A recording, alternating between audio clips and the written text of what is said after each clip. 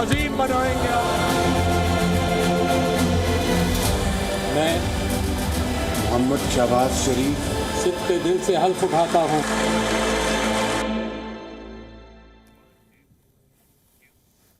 And speaking of Pakistan, the country has a new Prime Minister.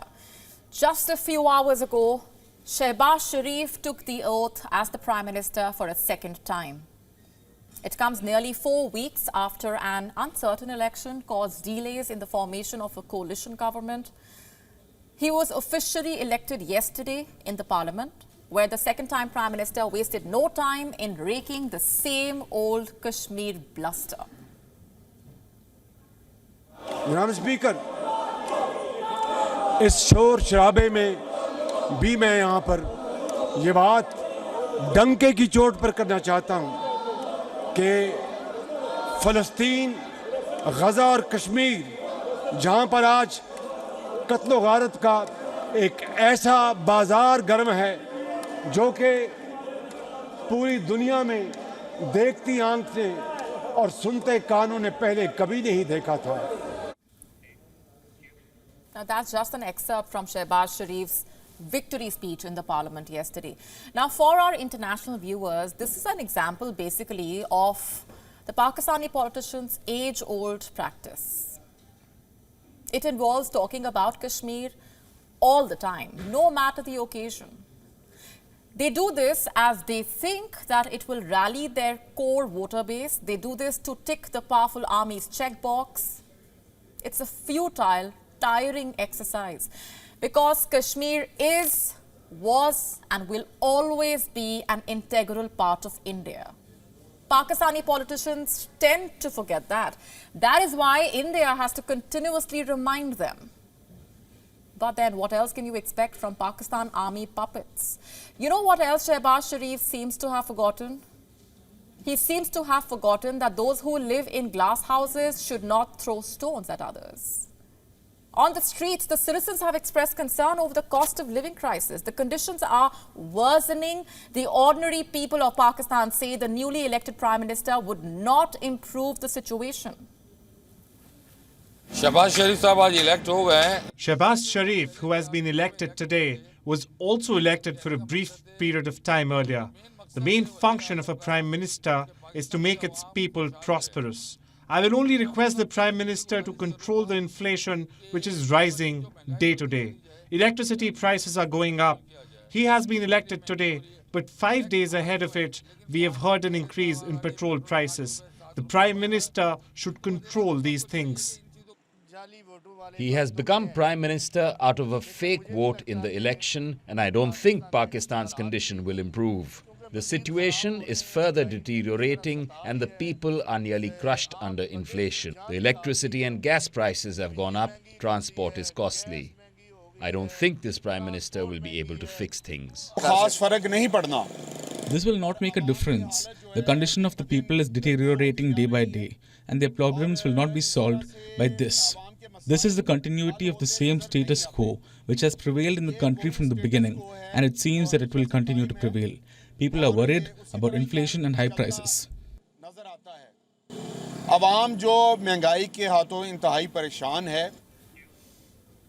Addressing the National Assembly, Sharif vowed that Pakistan would not become a part of any great game. He promised to increase Pakistan's number of friends. He also pledged to build and improve ties with all leading countries, including its neighbors. He said, and I'm quoting, "We will keep ties with neighbors on the basis of equality."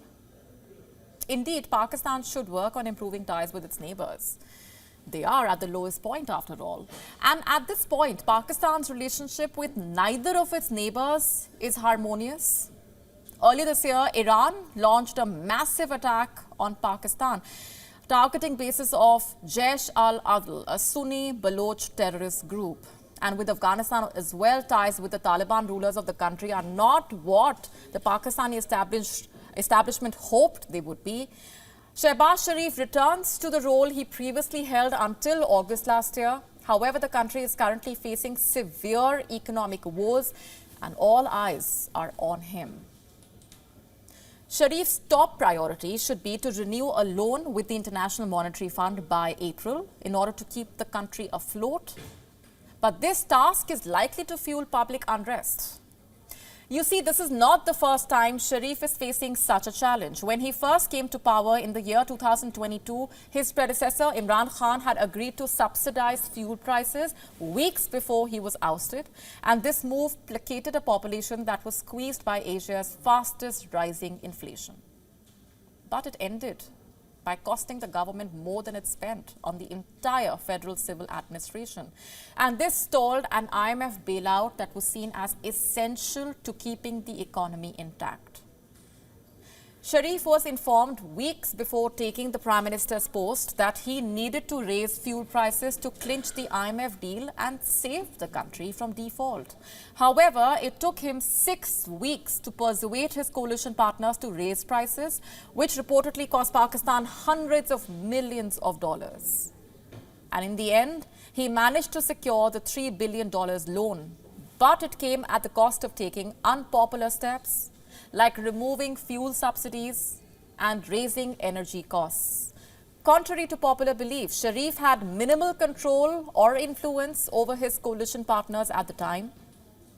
Sharif's two main allies said that they will support the government only on a case-by-case basis. And the biggest partner, Bilawal Bhutto Zardari, led the PPP, has declined to even join Sharif's cabinet. As yet another potentially unpopular coalition stares at him, the question still remains, will Shehbaz Sharif be able to deliver?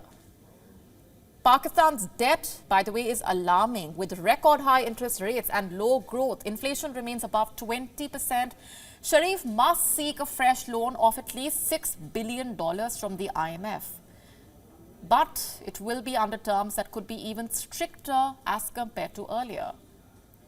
The prospect of raising taxes is likely to stoke more public unrest.